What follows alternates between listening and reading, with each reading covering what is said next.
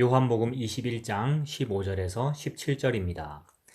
예수께서 시몬 베드로에게 이르시되 요한의 아들 시몬아 네가 이 사람들보다 나를 더 사랑하느냐 하시니 가로되 주여 그러하외다. 내가 주를 사랑하는 줄 주께서 아시나이다. 가라사대 내 어린 양을 먹이라 하시고 또 두 번째 가라사대 요한의 아들 시몬아 네가 나를 사랑하느냐 하시니 가로되 주여 그러하외다. 내가 주를 사랑하는 줄 주께서 아시나이다. 가라사대 내 양을 치라 하시고 세 번째 가라사대 요한의 아들 시몬아 네가 나를 사랑하느냐 하시니 주께서 세 번째 네가 나를 사랑하느냐 하심으로 베드로가 근심하여 가로되 주여 모든 것을 아시오매 내가 주를 사랑하는 줄 주께서 아시나이다. 예수께서 가라사대 내 양을 먹이라. 아멘. 오늘 우리가 베드로에 대해서 공부하려고 합니다. 베드로 하면 우리가 가장 크게 두 가지 사건을 기억하고 있을 줄 압니다. 하나는 예수님 잡히실 때 예수님을 쫓아가다가 세 번 부인한 사건과 나중에 초대교회가 시작될 때 한 번 설교로 5천 명이나 회개케 한 명설교가로서의 사도 베드로. 이 두 가지 사건을 누구나 기억할 것입니다. 보통 여러분 마음속에 베드로 하면 어떤 그림을 더 많이 갖고 있을지 모르지만 저는 베드로 그러면 좀 어처구니 없는 사람이라는 인상이 늘 제 마음속에 있습니다. 베드로 하면 우리가 쿼바디스 영화의 마지막 장면에 그가 십자가에 달려 순교를 하면서 나는 예수님같이 나의 주같이 바로 십자가에 달릴 수 있는 사람이 못 됩니다. 거꾸로 달아주십시오. 라고 해서 거꾸로 달린 모습으로 순교하는 자리에까지 이르렀다는 전설이 전해질 만큼 실제로 그랬을 가능성이 있는 사람입니다. 우리는 성경에서 사도 베드로라는 사람의 높은 이름과 큰 능력을 자주 봅니다만 우리가 오늘 생각해야 될 것은 베드로가 그 지점까지 가는 것이 무엇 때문인가 하는 점입니다. 그래야 우리가 갈 수 있기 때문입니다. 우리가 베드로를 사모한다고 해서 베드로의 자리에 가는 것이 아니라 베드로가 그 자리에 어떻게 도달했는가를 알아야 갈 것입니다. 몇 번 버스를 타고 어디서 내리는지를 알아야 거기를 갈 것 아니겠습니까? 인물 시리즈를 하면서 제 마음속에 끊임없이 새로운 시각을 여러분에게 요구하는 것은 이것입니다. 성경이 이야기하고 있고 증거하고 있는 모든 믿음의 영웅들이 타고난 영웅인가, 만들어진 영웅인가 하는 것입니다. 특별히 우리나라 사람들에게는 이 영웅에 대해서는 타고났다는 고정 개념이 있습니다. 여러분들도 많이 읽으셨을 줄로 알지만 이순신 장군, 을지문덕 장군, 강감찬 장군 등의 위인들은 대체로 그렇게 기록이 되어 있습니다. 우선 태어날 때부터 태몽이 다릅니다. 비늘이 번쩍번쩍하는 용을 봐야 됩니다. 그냥 용을 보아도 안 됩니다. 여러분 을지문덕 장군에 대한 위인전기 읽어보면 그분은 10달 만에 낳지를 않습니다. 우리가 보통 달수를 채우지 못하고 나올수록 바보라고 그럽니다만 위인을 만들기 위해서 이 사람은 무척 오래 있다가 나옵니다. 20달 만에 나옵니다. 을지문덕을 잉태했을 때 그 어머님이 낳을 딸이 한참 지났는데도 낳지 못하고 고통만 겪고 있는데 지나가던 어떤 스님이 보고 범상치 않은 사람을 낳을 것이니 버드나무 가지를 잘라서 방에 걸어두면 순산할 것이니라고 해서 이대로 버드나무 가지를 방에 걸어두었더니 순산을 했고 을지문덕이라고 이름을 지으라고 해서 그렇게 했다고 합니다. 동네에서는 물론 골목대장을 하셨고 하나를 가르치면 열을 아셨습니다. 이순신 장군은 말을 타고 길을 가시다가 떨어져서 무릎이 깨지셨는데 다리가 부러졌나요? 버드나무 껍질을 벗겨서 척 메고 유유히 가셨습니다. 이순신 장군이 무과 시험 치다가 그랬다라는 이야기가 있죠. 우리가 잘 아는 삼국지에 나오는 관운장은 적의 독화살을 맞고 뼈가 썩었습니다. 그래서 명의 화타를 불렀더니 화타가 몸을 쇠사슬로 묶어야 됩니다. 라고 합니다. 아니 왜 그러는가? 끌로 뼈를 쪼아내야 됩니다. 너무 아프기 때문에 붙들어 매지 않고는 그 일을 할 수가 없습니다. 그러자 관운장이 말하길 자네 일이나 걱정 말고 하게 하고는 자기 아들 관평을 불러서 바둑을 두었다고 합니다. 화타는 땀을 뻘뻘 흘리면서 그 수술을 치루어냈지만 관운장은 눈썹 하나 움직이지 않았다고 합니다. 그런데 우리가 잘 아는 외국의 위인전은 절대 그렇게 되어 있지가 않습니다. 인간적인 갈등이 어디나 묘사되어 있습니다. 제가 잘 아는 세바스찬이라는 이것이 지명이었는지 사람의 이름인지 잘 모르겠습니다만 산 세바스찬이라는 영화가 있었습니다. 거기에 안소니 퀸이라는 위인이 나옵니다.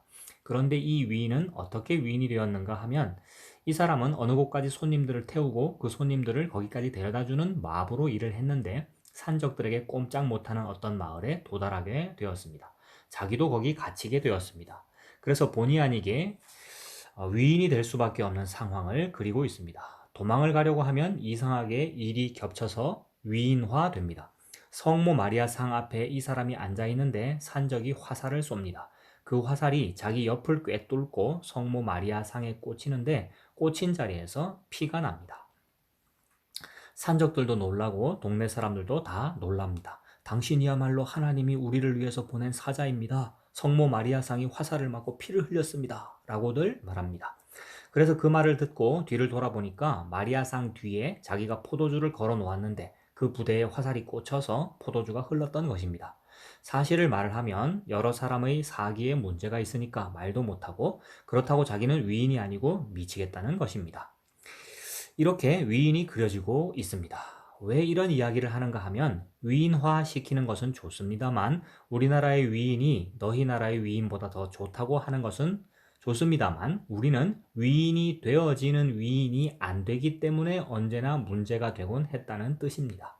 오늘날 우리 신앙인들에게도 가장 필요한 것이 무엇인가 하면 늘 죄송스럽고 부끄러운 마음으로 회개를 연속적으로 하는 것이 신앙생활의 전부로밖에 알고 있지 못하기 때문에 말하자면 시비를 걸고 싶다는 것입니다. 베드로에 관한 사건에서도 제가 오늘 여러분에게 본문에서 지적해드리고 싶은 사건은 이것입니다. 31절을 다시 한번 보십시오. 시몬아 시몬아 보라 사탄이 밀 까부르듯 하려고 너희를 청구하였으나 그러나 내가 너를 위하여 네 믿음이 떨어지지 않기를 기원하였노니 너는 돌이킨 후에 너희 형제를 굳게 하라. 누구의 말씀입니까? 예수님의 말씀입니다. 돌이킨 후에 너희 형제를 굳게 하라고 하셨으니 예수님이 이미 무엇을 하고 계시는 것입니까? 베드로가 3번 부인할 것을 알고 계신다는 것입니다.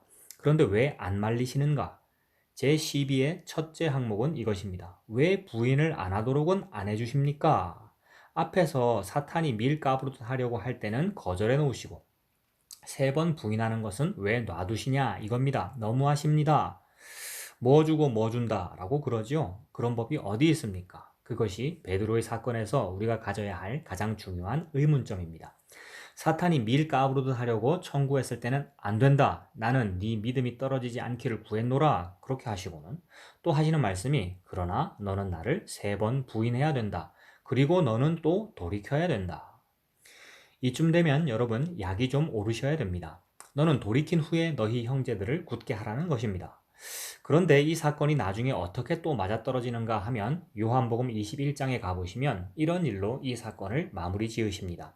요한복음 21장이면 요한복음의 끝장입니다. 요한복음의 마지막 장이면 사건이 어디쯤 되느냐 하면 예수님이 돌아가셨고 부활하신 그 다음입니다. 부활하셔서 이제 제자들을 만나는 상황입니다. 그것을 꼭 기억하실 필요가 있습니다. 21장 1절부터 봅니다. 그 후에 예수께서 디베랴 바다에서 또 제자들에게 자기를 나타내셨으니 나타내신 일이 이러하니라.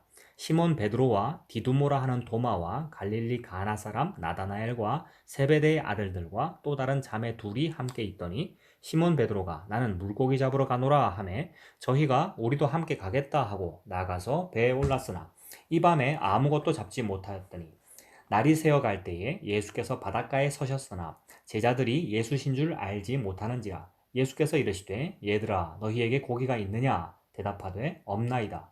가라사대 그물을 배 오른편에 던지라 그리하면 얻으리라 하신대 이에 던졌더니 고기가 많아 그물을 들 수 없더라.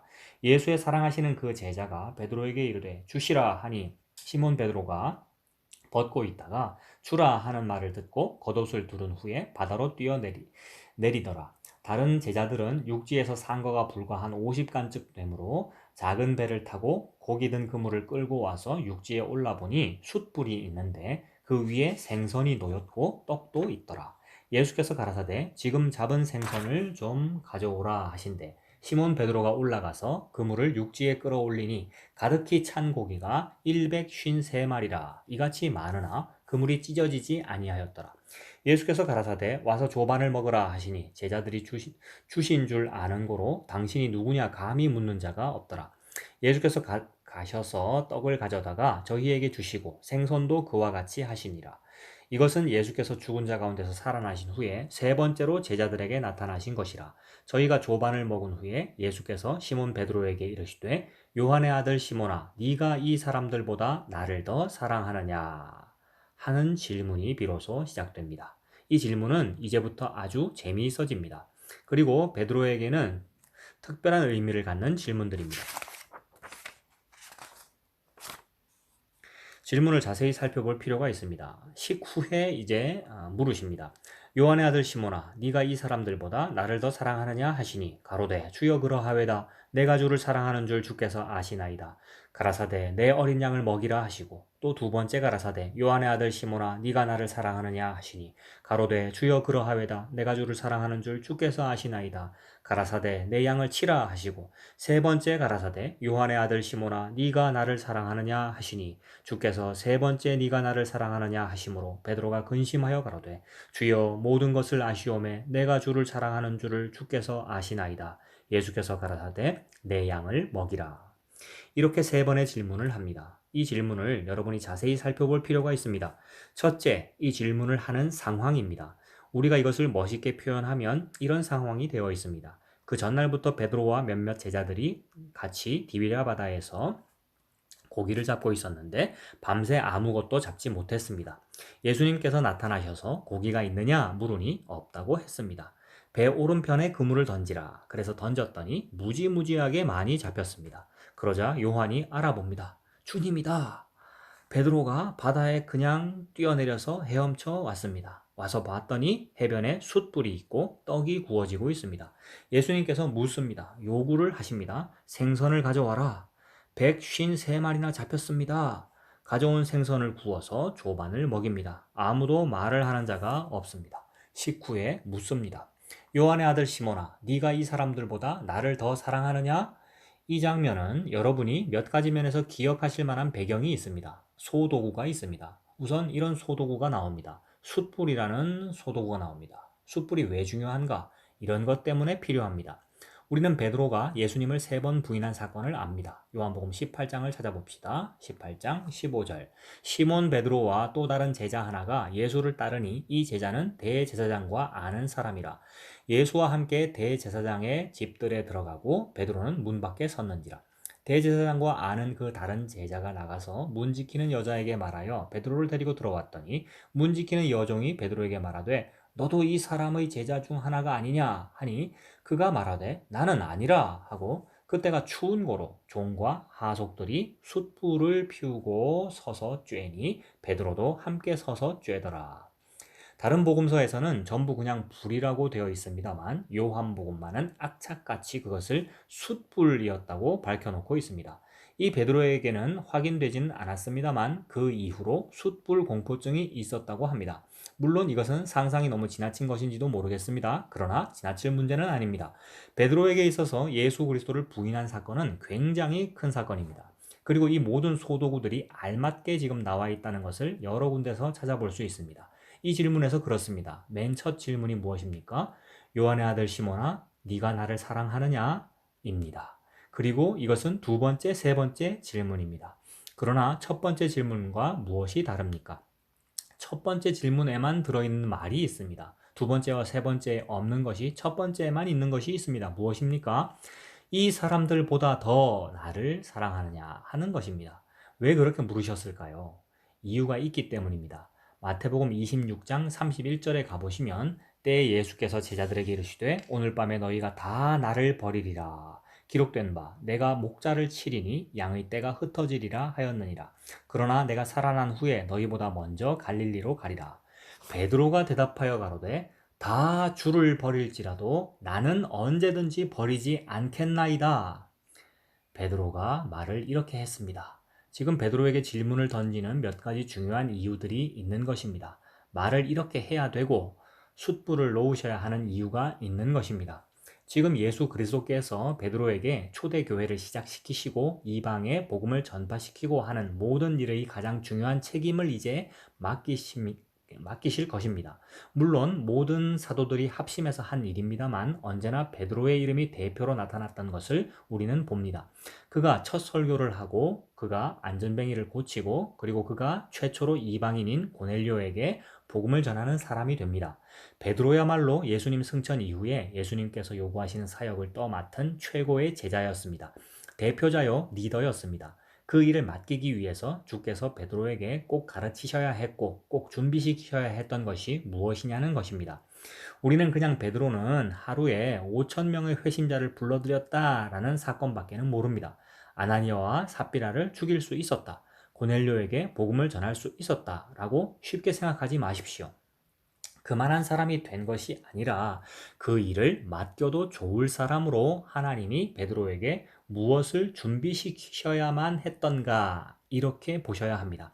전혀 다른 시각이 벌어질 것입니다.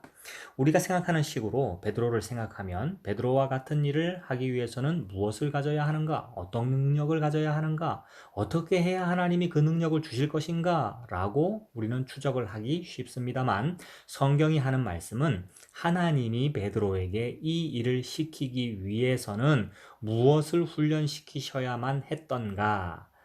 능력을 주셔야 했던 것이 아니라 하나님의 능력과 하나님의 영광을 그에게 부여하기 위해서는 어디를 틀림없이 기초로서 닦으셔야만 했던가? 이렇게 되는 것입니다. 말하자면 겸손이 있느냐, 진리였느냐, 지식이었느냐, 안목이었느냐 이런 이야기입니다. 무엇이 준비되어야 하나님은 일을 시키는가? 우리는 이렇게 생각합니다. 어떻게 해야 능력 있는 사람이 되는가라고 말입니다. 오늘날 신자들에게서 꼭 뽑아버려야 할 단어가 있다면 능력입니다. 능력 있는 사람이 되지 마십시오.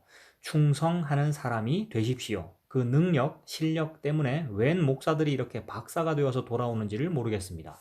왜들 그렇게 박사를 좋아하는지 모르겠습니다. 목사보다 더 무서운 직책의 명칭은 없습니다. 목사를 감당할 수 없는 사람들만 박사라는 이름으로 불려야 됩니다. 목사보다 더 높은 이름인 줄 알고 박사라고 하는데 뭐 하는 사람들인지 모르겠습니다. 베드로에게서 우리가 지금 추적하고 배우려고 하는 것은 바로 이런 각도입니다. 하나님이 이제 초대교회에 예수 그리스도께서 이루신 이 복음을 전적으로 그에게 맡기실 것입니다. 맡기기 위해서 그에게 틀림없이 확보시키셔야 했던 것, 이것만은 꿈에라도 잊지 않도록 그에게 낙인 찍어 놓도록 훈련해야 했던 것, 백골난망의 훈련, 바로 그것입니다. 그것이 이 싸움이기 때문에 예수님께서는 베드로의 3번 부인하는 자리를 방관하고 계시는지도 모릅니다. 여러분, 실패와 좌절이 꼭 비참한 것은 아닙니다. 무의미한 것은 아닙니다. 무엇이 잘 되는 일인지 우리는 알지 못합니다. 제가 재수를 했던 적이 있었는데 대성학원이란 데를 갔더니 재미있는 글이 있었습니다. 인간사 세옹지마 대기는 만성이다. 대기가 될는지는 모릅니다. 베드로를 하나님이 원하시는 일을 시키기 위해서 무엇을 시키시는가? 이것을 보면 여러분들이 오늘부터라도 표정이 달라질 것입니다. 희망에 차서 무릎을 치시는 분과 헷갈려서 돌아가시는 분이 반반이 되리라고 생각합니다. 우리는 사람을 평가하는 방법이 성경의 방법과 훨씬 다르다는 사실에 놀라야 됩니다. 그런데 우리는 보통 놀라지를 않습니다. 왜냐하면 내 생각이 맞겠거니 하고 생각하기 때문입니다. 저희들이 늘 쓰는 말 중에서 제일 재밌는 말이 이것입니다. 지나가는 사람을 붙잡고 물어보시오. 길을 막고 물어보시오. 내 말이 맞지?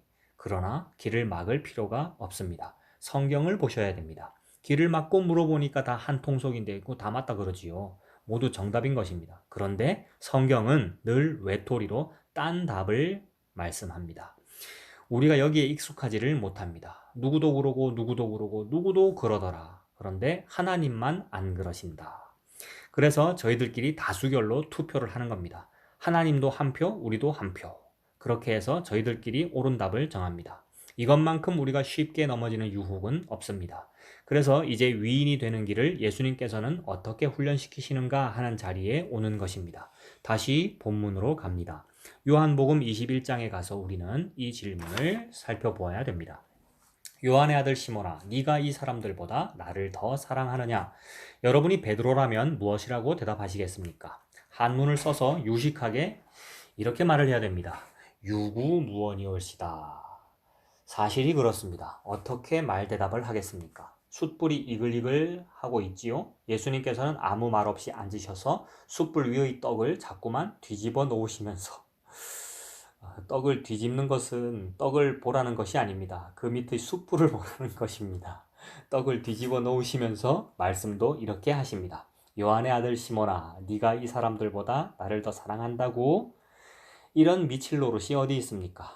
밝은 오늘 새벽도 우는데 말입니다. 이때가 하필이면 또 새벽이었습니다. 여기저기서 수탉들은 울어대고 어떻게 하면 좋습니까? 그런데 재미있는 현상이 벌어집니다. 대답이 뭡니까? 주여, 제가 주를 사랑합니다. 이쯤 되면 무식에도 급수가 있다고들 합니다. 무식의 급수는 무엇을 가지고 따지는가 하면 누가 더 고집이 센가로 따집니다. 무식한 것과 고집은 비례합니다. 무식하면 고집스러워지고 유식하면 고집이 없어집니다. 그것만은 사실인 것 같습니다. 그런데 예수 믿는 사람들은 다 고집이 있으니 저는 어떻게 된 것인지 잘 모르겠습니다. 잘 생각해 보십시오. 요한의 아들 시몬아, 네가 이 사람들보다 나를 더 사랑하느냐 하시니 가로되 주여 그러하외다. 내가 주를 사랑하는 줄을 주께서 아시나이다. 그러나 이 대답에서 가장 조심스럽게 기억해야 할 것이 거기에 붙어 나오는 핑계입니다. 주께서 아시나이다. 이 말이 무슨 의미인지 우리는 뒤에 가서 살펴보기로 하십시다. 그것을 미리 해버리면 재미가 없으니까요. 그런데 여기에는 하나 재미있는 것이 있습니다. 질문 중에 두 번째 질문이 이렇게 되어 있습니다. 요한의 아들 시몬아, 네가 나를 사랑하느냐? 입니다. 세 번째도 요한의 아들 시몬아, 네가 나를 사랑하느냐? 입니다. 세 가지 질문이 사실은 다 다릅니다. 첫 번째는 이 사람들보다 더 나를 사랑하느냐? 이고 두 번째는 그냥 나를 사랑하느냐? 이고 세 번째는 다른 단어로 나를 사랑하느냐? 입니다. 우리나라 말에는 사랑이란 단어가 하나밖에 없습니다. 우리나라 말에 쌀이라는 단어가 몇 개가 있습니까? 쌀, 벼, 그 외에도 또 몇 개가 있습니다. 우리나라 말에 눈은 몇 개가 있습니까? 진눈깨비, 쌀랑눈, 한방눈, 그것밖에 없습니다. 그런데 에스키모 사람들에게는 눈이라는 단어가 80개가 있답니다. 30개인지 80개인지 확실히 기억은 잘 안 납니다만 아무튼 그렇게 많답니다. 왜 그렇습니까? 그들의 생활이 눈의 생활이기 때문입니다. 자기네가 가장 익숙한 것일수록 단어가 많습니다. 헬라 사람들에게는 사랑이라는 단어가 3개 있다는 것쯤은 아실 것입니다.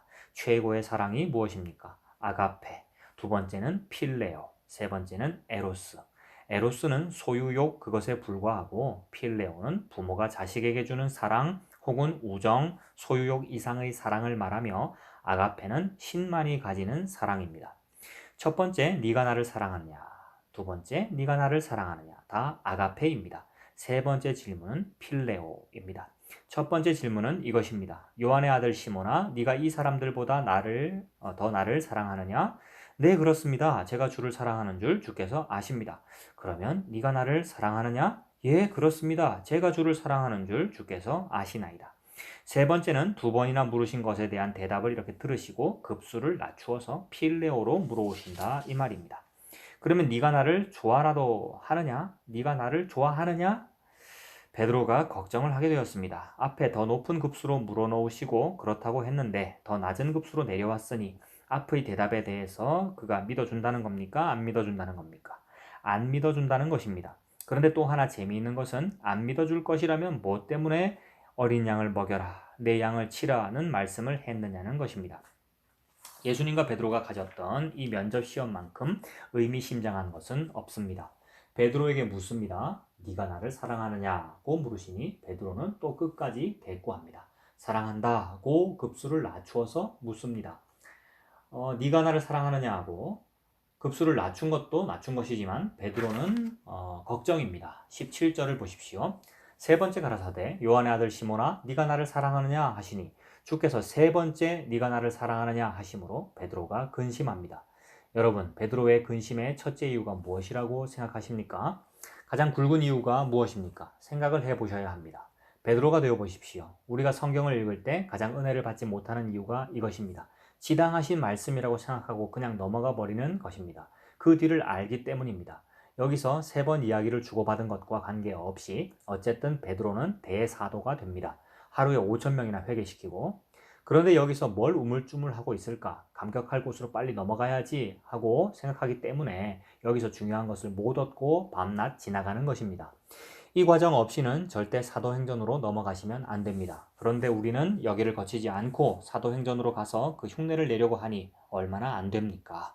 짚고 넘어갑시다. 왜 베드로가 근심을 했을까요? 굉장히 중요한 문제입니다. 이것이 베드로가 하나님 앞에서 꼭 훈련되어야 하는 지점입니다. 베드로가 바로 얼마 전에 여기 있는 모두가 주를 버릴지라도 저는 주를 쫓겠나이다 라고 말했습니다. 그것은 절대로 허세가 아니었습니다. 그것은 그의 진심이었습니다. 각오가 있었던 사람입니다. 그런데도 안 되더라는 말입니다. 그러면 자기 자신에 대해서 자신이 더 잘 압니까? 예수님이 더 잘 압니까? 그것을 이제 알았습니다. 자기가 계속 주를 사랑합니다 라고 하는데 예수님이 자꾸 정말이냐? 정말이냐? 라고 물으시니 왜 안 얼겠습니까? 생각해 보십시오. 누가 더 잘 압니까? 예수님이 더 잘 압니다. 근심할 수밖에 없습니다. 이것이 가장 중요합니다. 너는 돌이킨 후에 너희 형제를 굳게 하라. 이걸 배우기 위해 베드로는 돌이켜져야 합니다. 베드로가 이제 배우는 것은 그가 가진 자신과 그가 가진 결심이 전부가 아니라는 것을 배웁니다. 이것만큼 소중한 것은 없습니다. 우리는 훨씬 이로운 것 때문에 많이 속습니다. 지성이면 감천이다. 정신일도 하사불성. 이런 한문 배워가지고 우리가 이익 본 것이 하나도 없습니다. 그렇지 않습니까? 이것 때문에 우리의 신앙이 훨씬 많이 자기 열심으로 가고 있습니다. 저는 회현동이라는 곳에 20년 정도 살았습니다. 남산 바로 밑에 지금 3호 터널 입구입니다. 그래서 아침마다 남산을 올라가는 것이 제 일과처럼 되어 있었습니다. 올라가 보면 늘 보는 사건이 하나 있었습니다. 남산 약수터가 있는데 거기에는 돌로 깎아지른 듯한 절벽이 있습니다. 언제나 하루도 빠짐없이 그 앞에 몇 분의 여인들이 촛불을 켜놓고 빌고 있곤 했습니다. 그 비는 내용이 참 재미있습니다. 대상이 없습니다. 특별히 누구가 아니라 누구라도 좋다는 식입니다. 하늘님이든 천지신명이든 바위 산신령이든 누구라도 좋다는 것입니다. 있다면 감동할 때까지 내가 하겠다라는 것입니다. 지신이 감동하든 천신이 감동하든 풍신이 감동하든 누구든지 있다면 이 정성에 감동 안 하고 백이나 라는 것입니다. 이런 싸움을 합니다. 양정모 선수가 우리나라 최초로 올림픽 금메달을 땄습니다. 그 어머님의 인터뷰를 들으면서 제가 참 재미있어 했습니다. 매일 아침 정한수를 떠놓고 빌으셨답니다. 그래서 그 응답을 받으셨답니다. 그것은 응답이 아닙니다. 응답이라고 생각하는 것입니다. 동일한 개념이 우리 신자들에게도 참 많습니다. 그러나 이렇게 물어보기로 하는 것입니다. 오늘 베드로의 사건에서 제가 한 걸음 더 들어가고 싶은 것은 이것입니다. 베드로와 같이 이제 나보다 주께서 더 잘 안다 하는 지점에 이르면 여러분의 신앙생활이 도움이 될 것이라고 생각합니까? 혼동이 올 것이라고 생각합니까? 혼동이 더 많이 오게 생겨 있습니다. 그것보다는 아예 자기가 열심을 내면 더 잘한다고 생각하는 사람이 훨씬 신앙생활을 잘하게 되어 있습니다. 믿음으로 구원을 얻는 사람과 행위로 구원을 얻는 사람 중 누가 더 성실하게 살 것 같습니까? 행위로 구원 얻는 사람이 훨씬 더 성실하게 살 수밖에 없습니다. 여기에 어쩌면 우리 복음의 올무가 있을지도 모릅니다. 복음을 믿는 데 있어서 가장 어려운 지점입니다. 그리고 이것은 복음을 믿는 데만 어려운 것이 아니라 믿은 자에게도 어렵습니다. 그래서 오늘 우리는 베드로가 필요한 것입니다. 베드로는 이 두 가지 사건을 이제 다 풉니다. 베드로가 지금 첫째 알아낸 것은 내가 확신한 것이 내 것이 아니다 라는 사실을 배웁니다. 내가 결심을 했다고 해서 그것이 내 결과가 되지 않는다는 것을 배웁니다. 이것은 아주 중요한 것입니다. 그러고 나서 베드로가 배우는 것은 그러면 베드로가 할 일은 그러니까 최선을 다하는 수밖에 없다는 것을 다시 배웁니다. 이것이 얼마나 재미있습니까? 내가 최선을 다하면 된다 라는 이야기와 내가 최선을 다해도 되는 것은 아니다는 것을 아는 차원과는 다릅니다. 그러면 내가 최선을 다해도 되지 않는다는 것을 아는 사람의 할 일은 무엇입니까? 했더니 베드로의 대답은 최선을 다하는 수밖에 없다는 것입니다. 잘 들어보십시오. 얼마나 재미있는 이야기인가. 내가 최선을 다해서 된 것이 내가 해서 됐다고 생각하면 베드로가 닭 울기 전에 예수를 3번 부인하기 이전 상태입니다. 내가 최선을 다해도 되지 않는다는 것을 아는 것은 닭 울 때까지 3번 부인하고 난 다음의 베드로입니다. 그러나 베드로가 이 길을 통과해도 좋을 이 훈련을 받을 자격이 있었다는 것이 어디에 나타나는가 하면 그래서 그가 깨달은 결론은 그러니까 최선을 다할 수밖에 없다는 것을 알기 때문입니다. 만일 베드로가 이 훈련을 받을 자격이 없는 자인데 이 훈련을 받았으면 그는 거기서 무너졌을 것입니다. 그러면 난 뭐야? 해도 안 된다면 안 하고 말지. 그렇지 않습니까? 그러나 이것을 알아야 됩니다. 이 부분을 잘 풀어보십시오. 내가 최선을 다해서 한다는 것과 최선을 다해도 안 된다는 것은 이런 이야기에서 차이가 납니다. 내가 최선을 다하며 한다는 것은 일의 결과가 누구의 손에 있다는 것입니까? 내 손에 있다는 이야기입니다. 우리가 이제 그것이 내 손에 있지 않다는 것을 아는 차원에서 우리가 할 수 있는 것에 최선을 다할 수 있다는 것은 일의 결과가 내 손에 있기 때문에 최선을 다하는 걸까요? 아닙니다. 그러면 왜 최선을 다합니까? 그것은 하나님 앞에서 하나님의 사람이 삶을 살아가는 방법이요, 헌신이기 때문입니다. 이건 이야기가 다른 것입니다. 그러면 된다는 뜻이 아니라 그것이 우리의 하나님의 사람 된 헌신입니다. 해서 된다면 이제 무슨 뜻이 됩니까? 하나님이 이루어 주신 것입니다. 해도 안 되면 그래도 상관이 없습니다. 결과에 대해서 하는 것이 아니라 내가 하나님을 향하여 갖는 신앙 고백이요, 사랑이요, 열심입니다. 내가 최선을 다해도 안 되니까 나는 개판이다 라고 하는 것은 하나님을 사랑하지 않는 것입니다. 결과를 사랑했을 뿐이지 하나님을 사랑하지 않았다는 이야기입니다. 여기에서 신앙의 근본적인 자세가 차이가 나버리는 것입니다. 얼마나 많은 사람들이 하나님의 이름을 걸어 놓았지만 결과를 사랑해서 하나님의 이름을 부르고 있는지 모릅니다. 어떻게 하시겠습니까? 여러분, 이 지점에 오셔야 되는 것입니다. 이것이 베드로의 고백입니다. 그러하외다. 내가 주를 사랑하는 줄 주께서 아시나이다. 내가 주를 사랑하는 줄 주께서 아십니다. 내가 주를 사랑하는 것은 진심입니다. 그러나 그것이 결과를 만들어내는 이유라고 대답하는 것은 이제는 아닙니다. 어느 앞에서 합니까? 숯불 앞에서, 새벽 달기 여기저기서 합창하는 이 새벽에 그 많은 동료들 앞에서 하는 고백입니다. 그래서 이 베드로가 이 지점에서 힘이 나는 것입니다. 동일한 사건을 구약에서는 이렇게 묘사를 합니다. 요나서를 찾아보십시다. 요나서 2장 1절 말씀부터 봅니다. 요나가 물고기 뱃속에서 그 하나님 여호와께 기도하여 가로되 내가 받는 고난을 인하여 여호와께 불러 아뢰옵사더니 주께서 내게 대답하셨고 내가 소울의 뱃속에서 부르짖어 쌉더니 주께서 나의 음성을 들으셨나이다. 주께서 나를 깊음 속 바다 가운데 던지셨으므로 큰 물이 나를 둘렀고 주의 파도와 큰 물결이 다 내 위에 넘쳤나이다. 내가 말하기를 내가 주의 목전에서 쫓겨났을지라도 다시 주의 성전을 바라보겠다 하였나이다.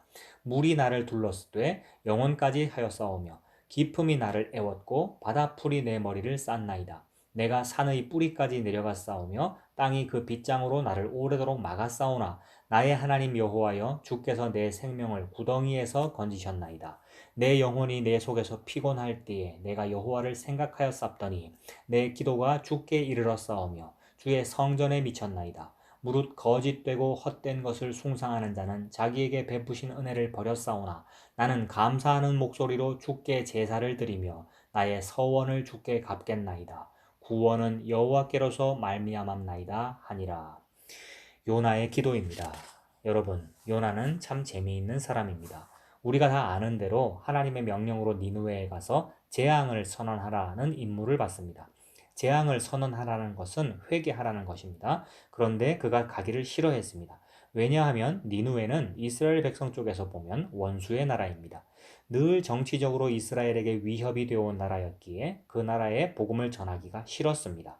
그가 안 가고 다시스로 도망을 가려고 배를 타고 가다가 큰 풍랑을 만나서 제비 뽑혀서 바다에 던지운 바 되고 물고기 뱃속에 잡혀 들어갔습니다. 그리고 그가 여기서 기도를 합니다. 재미있는 점은 이것입니다. 4절 말씀을 늘 명심해 주셨으면 합니다. 내가 말하기를 내가 주의 목전에서 쫓겨났을지라도 다시 주의 성전을 바라보겠나이다 하였나이다 라고 합니다.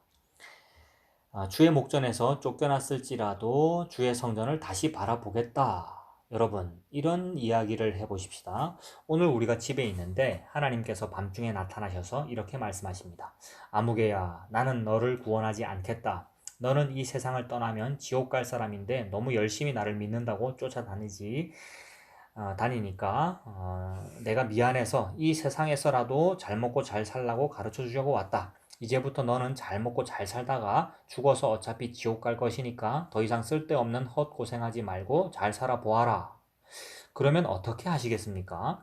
물론 그런 일은 없을 것입니다. 그러나 만약 그러면 어떻게 하시겠습니까? 그래도 예수를 믿으시겠습니까? 그것이 요나의 대답입니다. 이것은 한 번쯤 물어볼 만한 자기 신앙의 점검입니다. 우리가 무엇을 우리 신앙의 뿌리로 갖고 있는가 한번 자기를 조명해 볼 필요가 있습니다. 이 요나서는 저에게 매우 재미있는 추억이 깔린 성경입니다. 제가 아는 선배 한 분이 상당히 신령한 분이었는데 귀신을 쫓아내는 은사를 갖고 있었습니다. 그래서 여러 군데 다니면서 귀신을 쫓아내곤 했었습니다.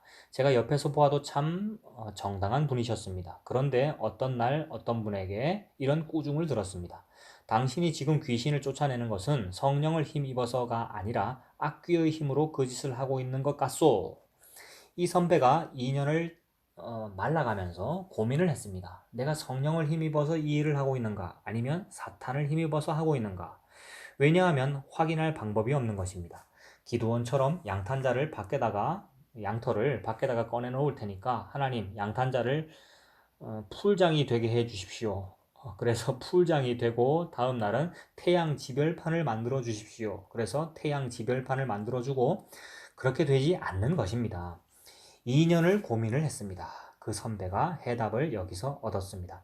주여, 만일 악귀가 제 안에 들어와서 일을 한데도 저는 주를 사랑하겠습니다.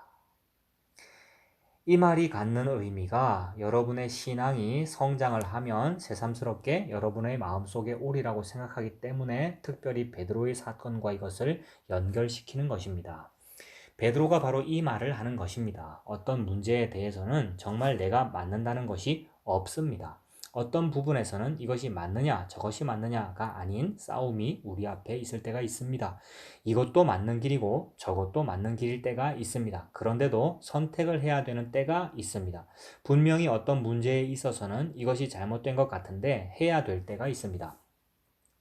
주일에 음식을 사 먹는다던가 또는 성도 중의 한 사람이 분명히 말이 안 되는 어거지 신앙인데 이것이 맞죠 목사님? 하고 물을 때 아니요 하면 쇼크 받아서 죽을지도 모르기 때문에 틀린 것을 뻔히 알면서도 생각해 볼 문제가 있을 때가 많습니다. 우리의 기준은 옳고 그른 것이 아닐 수도 있다는 생각을 해보신 적이 있습니까? 복잡해집니다. 오늘 이 강해를 읽고 혹시 은혜가 되지 않을 분도 계실 것입니다. 성경이 거짓말에 대해서 말씀을 다르게 하기 때문입니다. 성경에는 유명한 거짓말이 2번 나오는데 둘 다 하나님 앞에 칭찬을 받습니다. 모세가 태어날 때 산파들, 바로가 명하길 이스라엘 백성이 애를 낳을 때 가서 남자거든 죽이고 여자거든 살리라고 했습니다. 그런데 이 산파들이 다 살려줍니다. 바로가 왜 살려냈느냐고 묻자 산파들은 산모들이 모두 건강해서 쫓아가 보면 이미 다 낳아 놓았다 라고 거짓말을 했습니다. 하나님이 그들을 참으로 칭찬했다고 합니다. 또 한 사람이 있습니다. 여리고성에 살던 라합입니다. 정탐꾼 둘을 감춰놓고 어찌나 멋있게 거짓말을 했는지 몽땅 다 속았습니다. 그만이 구원을 얻었고 그만이 예수 그리스도의 족보에 낍니다. 대단한 복입니다. 저는 이런 이야기를 듣고 재미있고 우습고 감격했던 적이 있습니다. 6.25 때 국군 2명이 교회로 도망을 왔습니다. 그래서 그 목사님이 그들을 달하게 감춰 주었습니다. 그런데 괴뢰군이 쫓아들어왔습니다. 그들이 묻기를 목사 동무, 당신은 하나님을 믿으니까 거짓말을 안 할 줄로 내가 믿고 묻는데 국방군 2명이 이리로 도망왔지요. 하나님 앞에 맹세하고 대답하시오. 그러자 그 목사님이 발로 마루장을 구르면서 국군은 여기 숨은 적이 없습니다고 했습니다. 괴뢰군은 물러갔고 국군들은 나와서 정말 고맙지만 저희들 때문에 하나님의 이름을 걸고 거짓말을 했으니 어떡하느냐고 말했습니다. 목사님은 내가 마룻바닥을 치면서 여기 안 숨겼다고 했지 달하게 안 숨겼다고는 한 거 아닙니다 라고 하셨습니다. 가만히 생각하니까 참 기가 막힌 이야기입니다. 아주 재미있게 웃고 또 매우 감격도 했습니다. 얼마나 진실되게 살려고 애를 쓴 겁니까? 저 같으면 천연덕스럽게 거짓말을 했을 것입니다. 거짓말이란 사실을 왜곡시키는 것뿐만이 아니라 하나님 반대편에 서는 것이 다 거짓말입니다. 사탄을 가리켜서 그는 처음 거짓말을 한 자라고 합니다. 하나님 반대편에 서는 것이 거짓입니다.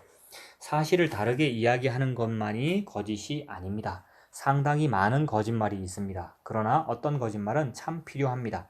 아버님은 아직 50년도 더 사실 것입니다 라고 말하는 것은 효도라고 그러지 거짓말이라고 하지 않습니다. 나는 죽어도 시집 안 가. 이것을 노처녀의 오기라고 하지 거짓말이라고 하지 않습니다. 성경 속에서 하는 이야기들을 기억하셔야 됩니다. 우리가 하나님 앞에 설 때 우리는 너무나 법 조문적으로 이것이 옳으냐 저것이 옳으냐를 따지는 어리석은 짓을 할 때가 참 많습니다. 내가 이 말씀을 이렇게 하는 것이 옳으냐 저렇게 하는 것이 옳으냐, 물론 무엇이 진리냐를 따지는 차원이 아닙니다. 그것 이상으로 내가 정말 하나님을 사랑하는가를 물으십시오. 모든 근거를 말입니다. 내가 하나님을 사랑하는 것이 내 자랑이 아닙니다. 내 본분일 뿐입니다. 율법사가 와서 예수님께 무엇이 제일 큰 계명인가 라고 물었을 때 뭐라고 대답하셨습니까? 주 너의 하나님을 네 목숨을 다하고 뜻을 다하고 성품을 다하여 사랑하라. 둘째는 이와 같으니 네 이웃을 네 몸과 같이 사랑하라. 사랑입니다. 사랑한다는 말은 옳으냐 틀리냐는 것 이상입니다. 우리가 하나님 앞에 자녀로 서 있다는 사실을 놓치고 있기 때문에 우리의 신앙생활이 그토록 재미가 없는 것입니다. 그리고 자신이 없는 것입니다. 사랑을 하고 계셔야 됩니다. 사랑을 하기 시작하면 옳고 그른 것은 둘째, 셋째 문제가 됩니다. 사랑을 하십니까? 그 사람만이 하나님이 나를 사랑하신다는 것을 압니다. 하나님이 내가 옳게 살았느냐 틀리게 살았느냐 이전에 사랑을 하고 계시는 내 아버지라는 사실을 알기 때문에 하루하루의 삶이 재미있으실 것입니다. 그것이 요나의 이야기입니다. 내가 주의 목전에서 쫓겨났을지라도 내가 할 수 있는 최선은 하나님을 사랑하는 것입니다. 그것이 우리가 할 수 있는 자리입니다. 얼마나 많은 사람들이 완전주의로 흐르고 있는지 모릅니다. 이런 완전주의로 말입니다. 다른 사람들이 구제하는 것을 보고 다른 사람들이 헌금을 하는 것을 보고 나도 저렇게 살아야지 라고 생각합니다. 그 의욕은 높이 살만합니다. 그러나 할 수 있는 만큼만 하셔야 됩니다. 집 팔아서 건축 헌금하는 거 하지 마십시오. 남이 하는 것을 덥석 흉내내었다가 뒷감당 못해서 전체적으로 시험 드는 사람이 한두 분이 아닙니다. 남이 철야기로 갈 때 나는 못 간다고 솔직히 인정하는 것이 겸손한 것입니다. 사람은 특별히 기도에 강요당하지 않는 한 철야를 할 족속이 되지 않습니다. 폼 재려고 가지 마십시오. 보통은 폼 재려고 가는 겁니다. 40일 금식기도 하지 마십시오. 잘못하다가 큰일 납니다. 잘 드시고 그걸로 훨씬 잘할 수 있는 신앙생활을 하십시오. 가장 사소한 것부터 하십시오. 왜 큰 걸 하려고 그럽니까? 40일 금식기도 해서 남에게 아무 도움이 안 됩니다. 하나님께도 도움이 안 되고 이웃에도 도움이 안 되고 내 가족에게도 도움이 안 됩니다. 그걸 왜 합니까? 도움이 되는 일을 하십시오. 주께서 주신 명령은 둘밖에 없습니다. 하나님을 사랑하고 이웃을 사랑하라는 것입니다. 여러분이 하는 신앙 행위와 신앙의 열심이 하나님에게 이익이 되고 이웃에게 이익이 되는가를 물어보십시오. 그렇지 않으면 아무리 좋은 이름으로 했어도 다 사기입니다. 그것이 성경이 하고 싶은 이야기일 것입니다. 그것이 베드로가 오늘 우리에게 보여주는 가장 중요한 부분입니다. 베드로의 대답, 예, 제가 주를 사랑합니다는 겸손해진 대답입니다. 요나의 대답, 주의 목전에서 쫓겨났을지라도 저는 다시 주의 전을 바라보겠습니다는 거기밖에는 매달릴 곳이 없는 줄을 아는 겸손입니다. 신앙생활에서 가장 힘든 고비 중에서 하나가 자존심입니다. 제 친구 하나는 여태껏 예수를 안 믿고 제 옆에서 빙빙 돌아다니는데 상당히 어려워졌었습니다. 그래서 더 이상 어려워지기 전에 예수를 믿으라고 했더니 자기도 자존심이 있지 어떻게 이렇게 어려워지고 나서 하나님 앞에 나서냐라고 했습니다. 그런데 이제 잘 살게 되니까 믿을 이유가 없다는 것입니다. 어려울 때는 자존심 때문에 못 믿고 지금은 믿을 만한 하등의 이유가 없고 그러다간 죽는 날까지 못 믿을 것입니다. 겸손이라는 것을 다시 생각하셔야 됩니다. 최선을 다하는 것이 겸손입니다. 최선을 우리는 얼마나 많이 자존심과 교만의 차원에서 사용했습니까? 이렇게 해놓고 우리는 이제 베드로를 사도행전에서 찾아봅시다. 사도행전에 들어가면 이제부터 베드로가 굉장히 센 사람이 됩니다. 이것은 우리가 다 아는 사실입니다. 그렇다면 베드로가 오순절 성령 강림 때문에 담대해졌을까요? 아니면 그것과 관계없이 담대해졌을까요? 성령 강림 이후에 담대해졌다고 모두가 생각합니다. 그러나 그것은 정답이 아닙니다. 우리는 참 많이 속습니다. 오순절 성령 강림만큼 오해되고 있는 것도 없을 것입니다. 성령님 덕분에 모든 것이 성령님 덕분입니다. 그러나 그것이 가장 큰 이유는 아닙니다. 성령님이 오신 가장 큰 이유는 예수 그리스도의 하신 사역을 증거하기 위해서 오신 것입니다. 베드로가 담대해진 것은 예수 그리스도 때문입니다. 예수 그리스도의 부활 사건 하나 때문입니다. 요한복음 21장에서 우리는 베드로가 예수님과 만나서 세 번의 질문을 나누는 면접시험 장면을 보았습니다. 이것으로 이미 베드로는 담대해집니다. 여기서 그가 너는 내 양을 먹이라는 대답을 이미 받아냈기 때문입니다. 이제 베드로는 이것으로 이미 대사도로서 섭니다. 성령 강림은 이것과 관계없는 또 다른 일 때문에 오십니다. 그런데 마침 사도 베드로가 힘을 다하여 나타나는 장면과 오순절 성령 강림이 겹쳐서 나타나기 때문에 너무나 많은 사람들이 성령 강림 때문이라고 오해를 해버립니다. 찾아봅시다. 성령 강림은 사도행전 2장에 나옵니다. 그리고 14절 이하에 베드로의 설교가 나옵니다. 그리고 41절에 보면 이날의 제자의 수가 3천이나 더한답니다. 그래서 베드로의 첫 번째 설교와 그 설교로 말미암아 3천 명이나 회개하는 사람이 생긴 것의 바로 앞의 사건이 오순절 성령 사건이고, 그 설교를 할 때의 처음의 테마도 성령 강림입니다.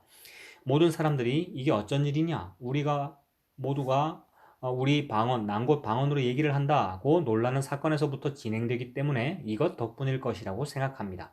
아닙니다. 이유가 여기 있습니다. 사도행전 1장 15절을 보시면 이때는 예수님께서 40일 동안 부활하셔서 제자들에게도 나타나시고 여러 사람들에게도 나타나시고 제자들에게 분부하시고 이제 승천하실 때입니다. 승천하는 모습을 제자들이 모두 가서 보았습니다. 그리고 그들이 돌아와서 어디에 모여 있습니까? 마가의 다락방에 모여 있습니다. 15절, 아직 성령 강림하시기 전입니다. 모인 무리의 수가 한 120명이나 되더라. 그때 베드로가 그 형제 가운데 일어서서 가로되, 형제들아, 성령이 다윗의 입을 의탁하사 예수 잡는 자들을 지로한 유다를 가리켜 미리 말씀하신 성경이 응하였으니 마땅하도다. 이 사람이 본래 우리 수 가운데 참여하여 이 직무의 한 부분을 맡았던 자라. 이 사람이 불의의 삭스로 밭을 사고 후에 몸이 곤두박질하여 배가 터져 창자가 다 흘러나온지라. 이 일이 예루살렘에 사는 모든 사람에게 알게 되어 본 방언에 그 밭을 이르되 아겔다마라 하니 이는 피밭이라는 뜻이라. 시편에 기록되었을 때 그의 거처로 황폐하게 하시며 거기 거하는 자가 없게 하소서 하였고, 또 일렀을 그 직분을 타인이 취하게 하소서 하였도다. 이러함으로 요한의 세례로부터 우리 가운데서 올리워 가신 날까지 주 예수께서 우리 가운데 출입하실 때에 항상 우리와 함께 다니던 사람 중에 하나를 세워 우리로 더불어 예수의 부활하심을 증거할 사람이 되게 하여야 하리라 하거늘, 저희가 두 사람을 천하니 하나는 바사바라고도 하고 별명은 유스도라고도 하는 요셉이요 하나는 마띠아라. 저희가 기도하여 가로되 무사람의 마음을 아시는 주여, 이 두 사람 중에 누가 주의 택하신 바 되어 봉사와 및 사도의 직분을 대신할 자를 보이시옵소서. 유다는 이를 버리고 제 곳으로 갔나이다 하고 제비 뽑아 마띠아를 얻으니 저가 11사도의 수에 가입하니라. 예수님이 잡히시자 십자가에 달려 돌아가시자 제자들이 모두 어떻게 되었습니까? 모두 흩어져서 도망갔습니다. 우리가 잘 아는 엠마오로 가는 두 제자 베드로와 요한과 안드레 등은 갈릴리 바다로 갔습니다. 모두 포기하고 갔습니다. 예수님께서 다시 나타나셔서 그들을 모으고 그들에게 40일 동안 나타나셔서 분부하실 것 다 하시고 이제 승천하셨습니다. 그러자 이미 베드로가 일어나서 뭘 하고 있나 봅시다. 제자의 결론을 보충하고 있습니다. 이것은 다시 주께서 분부하신 일을 하겠다는 결의의 표시인 것입니다. 이미 하고 있는 겁니다. 유다는 성경이 지적한 대로 자기 일을 하고 죽어갔으니 이제 우리는 주께서 살아계신 동안 보이신 일에 우리만이 증인이다. 우리가 이 일을 해야겠다. 일을 하기 위해서 기왕에 뽑았던 12명의 숫자를 채우자. 우리 중에서 처음부터 예수 그리스도께서 하신 일을 따라다니면서 본 사람 중에서 한 명을 뽑자. 이 말은 죽을 때까지 일을 하자라는 선포입니다. 이것은 2장 이전입니다. 그리고 나서 2장에 성령 강림이 일어나는 것입니다. 우리가 이제 다시 살펴본 베드로에 의하면 베드로에게 어떤 일들이 생겼느냐는 그가 얼마나 높아졌기 때문에 생겼느냐가 아닙니다. 이제 하나님께서 베드로에게 요구하는 것은 네 최선을 다해라. 그것으로 결정 나는 것은 아니지만 네가 내 부름에 순종하여 네가 할 수 있는 최선을 다할 때 내가 너를 통하여 내 일을 하겠다는 이 결론을 그 마음에 얻어내는 기초 준비가 필요했을 뿐입니다. 베드로는 가장 중요한 일들을 합니다. 어떤 일들을 하느냐 하면 설교를 대신하고 이방인에게 복음을 전하는 첫 일로서 고넬료 가정을 구원합니다. 고넬료 가정을 구원하는 일은 여러분도 잘 아십니다만 베드로가 가고 싶어서 갑니까? 그가 기도하러 올라갔는데 환상 중에 보자기에 각종 더러운 것이 쌓여 내려옵니다. 뱀이라던가 전갈, 유대인들로서는 먹지 않는 부정한 짐승들입니다. 하늘에서 소리 있어 가로되 먹어라. 주여, 제가 이제까지 이런 부정한 것을 먹어본 적이 없습니다. 내가 깨끗게 하였으니 걱정 말고 먹어라 라고 합니다. 그런 일이 3번 보이고 난 후에 고넬료가 그를 모시러 옵니다. 고넬료는 고넬료대로 환상 중에 베드로를 데려오라는 환상을 받고 베드로를 데려옵니다. 그가 와서 말하기를 하나님이 우리 주인에게 이러이러하게 말씀하셔서 당신을 데려오라고 해서 왔습니다. 그랬더니 또 뭐라고 대답이 나옵니까? 걱정 말고 가라. 그래서 갔습니다. 베드로가 하고 싶어서 한 일이 하나도 없습니다. 주께서 그에게 보이시고 알게 하셨던 예수 그리스도의 복음을 전하고 있는 중에 성령이 그에게 내렸던 것입니다. 물로 세례도 주고 그가 돌아왔더니 제자들과 유대인들이 왜 이방인에게 세례를 주었느냐라고 따집니다. 베드로가 대답하기를 내가 설교할 때에 우리에게 내린 것과 동일한 성령을 하나님이 주시는데 하나님이 이미 그들을 거두셨는데 왜 내가 반대하겠느냐. 그래서 세례를 주었다는 것입니다. 그래서 모두가 항복을 했습니다. 이것이 베드로 사건의 가장 중요한 비밀입니다. 그가 힘이 있고 그가 담대하고 그가 위인이고 그가 더 잘나서 한 일이 아무것도 없습니다. 이제부터 베드로를 통하여 하나님이 일을 하시는 것입니다. 베드로를 통하여 고넬료 가정을 택했기 때문에 드디어 빌립이 사마리아에 가서 그리고 바울이 이방에 가서 복음 전하는 문제에 시비가 없게 되는 것입니다. 대사도 베드로가 이방인의 가정에 세례를 주고 왔는데 감히 누가 이방에게 복음 전하는 것을 이제 맡겠습니까? 그 가장 중요한 일을 시키기 위하여 베드로가 쓰임을 받습니다. 베드로가 했습니까? 아닙니다. 그러나 베드로를 대사도로 하나님이 들어 쓰셨기 때문에 유대인들로는 감히 상상할 수도 없는 이방인으로의 복음 전파가 이 사람에게 얻어진 명성과 지위 때문에 얼마나 쉽게 되어버립니까? 이것이 하나님이 일을 하는 방법입니다. 그것을 당사자가 알아야 됩니다. 베드로는 이 일 때문에 쓰임 받습니다. 그렇게 쓰임 받아야 하기 때문에 자신이 누구인지를 남보다 더욱 깊도록 훈련 받아야 됩니다. 그것이 베드로입니다. 주여, 제가 주를 사랑하나이다. 제가 주를 사랑하는 줄 주께서 아시나이다. 우리의 사랑은 참으로 보잘것없는 것입니다. 그 보잘것없는 것을 알고 그 진심을 꺼내놓는 마음을 하나님은 원하십니다. 그때 그 사람을 통하여 하나님은 마음껏 일하실 수 있습니다. 그것이 자기가 한 일이 아니요 하나님이 하시는 일인 줄 알기 때문에 그걸 그런 줄 모르는 사람에게는 하나님이 일을 하실 수 없습니다. 왜냐하면 그것이 자기의 열매라고 생각하는 사람에게 시키면 그 사람에게 그대로 저주요 화가 되지 않겠습니까? 하나님께서 더 많은 사람에게 은혜와 사랑과 기적을 베푸시기를 원하십니까? 하나님은 한 번도 직접 일하시는 적이 없습니다. 왜 그러신지는 모르겠습니다만 믿는 자를 통해서만 일하십니다. 그러면 우리가 어떤 사람이 되어야만 합니까? 어떠해야만 합니까? 이 자리에 가야만 합니다. 베드로를 사모하지 마십시오. 이 베드로를 기가 막히도록 철저히 훈련시키셔서 쓰시고야마는 하나님 앞에 입을 벌리십시오. 기가 막힐 일입니다. 여러분을 시키십니다. 말 안 들어보십시오. 고집과 고집의 싸움에서는 고집 센 분이 이기는 겁니다. 하나님은 얼마나 고집이 세냐 하면 별명이 영원이라 라고 그랬습니다. 우리는 영원토록 고집 부려봤자 80년이고 하나님은 태초로부터 종말까지 고집을 부리고 계십니다. 제 개인적으로도 이 베드로의 사건과 요나의 사건은 참으로 힘을 주는 사건이었습니다. 저는 목사로서 다른 사람들보다 훨씬 걱정스러운 사람입니다. 말을 조심해야 되고 설교 말씀이기 때문에 하나님의 말씀을 전하는 것이기 때문에 정말 어떤 말도 할 자신이 없을 때가 많습니다. 그러나 딱 하나의 이유로 섭니다. 하나님이 세우셨으니까요. 제가 할 수 있는 것은 제가 아는 것과 제가 열내는 것밖에 없습니다. 그러면 저는 열내고 악 쓸 수밖에 없습니다. 그 다음은 모르는 겁니다. 제가 할 줄 아는 것이 그것인데 세워놓으면 그것밖에 할 수가 없습니다. 저를 세워놓으면 제가 아는 것, 제 속에 담겨 있는 것을 쏟아놓는 것밖에 할 수가 없는 겁니다. 그러면서 만일 누가 저에게 당신이 한 말에 대해서 당신 책임질 수 있습니까? 당신이 다 맞습니까? 라고 질문한다면 제가 얼마나 흔들리겠습니까? 그것에 자신 있는 사람은 아무도 없을지도 모릅니다. 그때 이렇게 대답을 하는 것입니다. 예, 제가 하는 말이 틀렸을지도 모릅니다. 그러나 제가 오직 하나의 근거로서 이 일을 하는 것은 저는 주를 사랑하나이다.